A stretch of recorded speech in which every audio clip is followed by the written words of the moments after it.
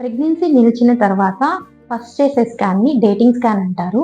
దీన్ని 7-9 వారాల టైంలో మనము సజెస్ట్ చేస్తాము. దీని సిగ్నిఫికెన్స్ ఏంటంటే ప్రెగ్నెన్సీ ఎక్కడ నిలిచింది? గర్భసంచిలో ఉందా? లేకపోతే సర్విక్స్, ట్యూబ్స్, ఓవరీస్ లేకపోతే అబ్డామినల్ పొట్టలో ఇంకెక్కడైనా ప్రెగ్నెన్సీ అనేది నిలిచిందా అని లొకేషన్ ఆఫ్ ప్రెగ్నెన్సీని తెలుసుకోవడం కోసం ఈ స్కాన్ చేస్తాము.